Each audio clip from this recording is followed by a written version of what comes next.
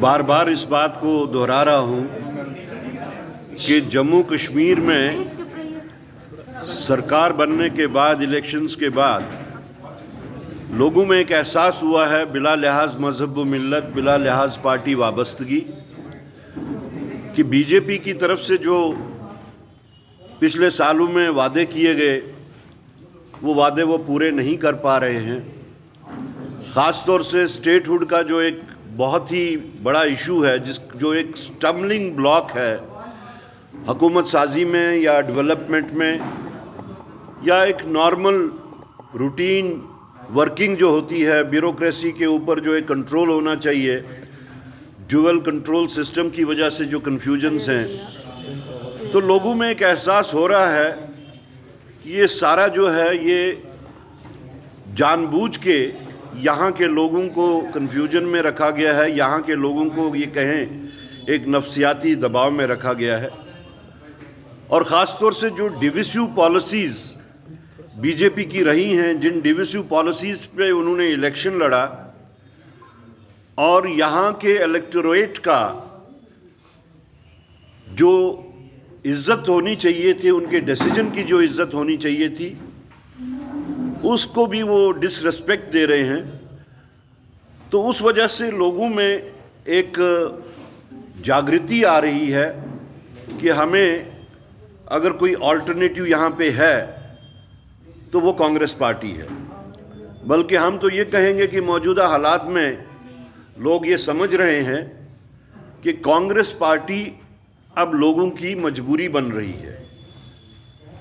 इस वास्ते नहीं कि हम कह रहे हैं, इस वास्ते कि उनको ये एहसास हुआ है कि जिन मुद्दों को लेके उनने हमसे अभी तक वोट लिए या पीछे जम्मू कश्मीर के हालात को बेच के पूरे मुल्क में उन्होंने जो वोट हासिल किए, तो जम्मू कश्मीर के एक मखसूस तबके को उन्होंने वोट बैंक के तौर पे इस्तेमाल किया, न कि एक नागरिक की तरह जिसकी अपनी छोटी छोटी परेशानियां होती हैं, मुश्किलात होती हैं, उसकी तरफ उनका कोई ध्यान नहीं है। हम बार बार ये कह रहे हैं कि अगर बीजेपी की टॉलेस्ट लीडरशिप प्राइम मिनिस्टर साहब ने, होम मिनिस्टर साहब ने पार्लियामेंट में, पार्लियामेंट से बाहर, यहाँ तक कि जम्मू कश्मीर की सरजमीन से भी वादा किया था कि स्टेटहुड उनको जल्द अज जल्द मिलेगा, तो लोग ये समझ रहे हैं कि ये भी शायद उनका एक जुमला था और उस जुमले को वो अब पूरी तरह से यहाँ जम्मू कश्मीर में अमल दरामद कर रहे हैं।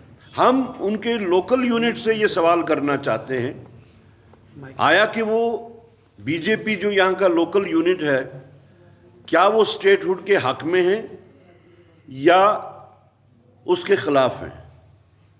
अगर वो हक में हैं तो वो जो जिस शिद्दत से बाकी लोग, बाकी पॉलिटिकल पार्टीज़ हों या नॉन गवर्नमेंटल ऑर्गेनाइजेशंस हों या आम इंसान जो है वो स्टेटहुड की रेस्टोरेशन के वास्ते तलबगार है, तो बीजेपी क्यों खामोश है इस बारे में?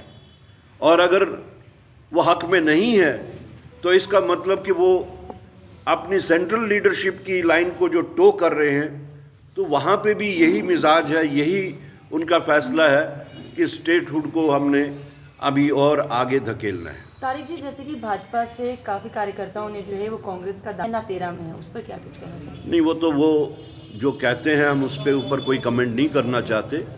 अलबत्ता हम 3 हो या 13 हो, ये वक्त साथ के चलते हुए आप देख लेंगे। दिस इज़ सेल्फ इंडिकेटिव कि राजौरी से लोग यहाँ खुद से आए हैं और यहाँ आके ज्वाइन कर रहे हैं। इसी तरह जहाँ जहाँ भी हम जिस भी डिस्ट्रिक्ट में गए, हमने तो पूरा जम्मू सूबा एक सांबा के बग़ैर बाकी सारा कवर किया है। और आपने शायद ये वहाँ का नोटिस भी किया होगा कि जहाँ जहाँ हम गए, मुख्तलिफ पॉलिटिकल पार्टीज़, ख़ास तौर से बीजेपी से लोगों ने आके और इंडिपेंडेंट्स ने भी लोगों में आके वहाँ पे ज्वाइन किया है। तो ये वक्त ही साबित करता है। बजट सेशन 3 मार्च से शुरू होने वाला है, क्या लगता है जम्मू कश्मीर के लिए कैसा होगा ये बजट सेशन, कैसा होगा जम्मू कश्मीर का बजट? देखिए, एक्सपेक्टेशंस लोगों की बहुत ज़्यादा हैं, क्योंकि एक गैप बहुत लंबा गैप रहा सरकार बनने में। अलबत्ता जो यूनियन बजट में कटौती की गई है एलोकेशन में जो जम्मू कश्मीर की है, उससे हमें लगता है कि यूनियन गवर्नमेंट भी अभी उनका माइंडसेट वही रहा है कि वो यहाँ के लोगों के वास्ते जो उनकी रिक्वायरमेंट्स हैं, जो उनकी ज़रूरियात हैं, उसको शायद अभी पूरा करने में वो अभी तैयार नहीं है। अलबत्ता इसकी डिटेल्स तो तभी सामने आएंगी जब बजट पेश होगा। सर कल आपकी मीटिंग होने जा रही है मुख्यमंत्री साहब से, क्या कुछ पॉइंट आपकी तरफ से रखे जाएंगे? नहीं, हमारे मुख्यमंत्री साहब से कोई मीटिंग नहीं है। हमारी पहले 2 बजे अपनी लेजिस्लेचर पार्टी की मीटिंग यहाँ हेडक्वार्टर पे है। उसके बाद में 3 बजे जॉइंट लेजिस्लेचर पार्टी की मीटिंग है, जो कि अलायंस पार्टनर्स हैं इस सरकार में। उसमें आम आदमी पार्टी भी है, उसमें कम्युनिस्ट भी हैं और उसमें हम लोग भी हैं।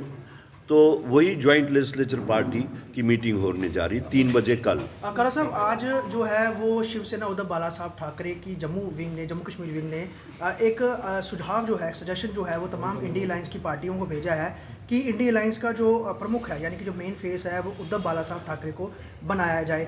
सर क्या कहेंगे इस तरह के बयान को लेकर, जब वो सजेशन दे रहे हैं? देखिए, ये डेमोक्रेटिक कंट्री है, सजेशंस आना कोई बुरी बात नहीं है, लेकिन अब सजेशंस पे फैसला क्या होता है वो किसी एक पार्टी ने नहीं करना है। वो तो जिस वक्त वो सब लोग मिल के बैठेंगे, जिस किसी का भी नाम कंसेंसस से सामने आएगा वही उसका लीडर हो सकता है। ठीक है, थैंक यू।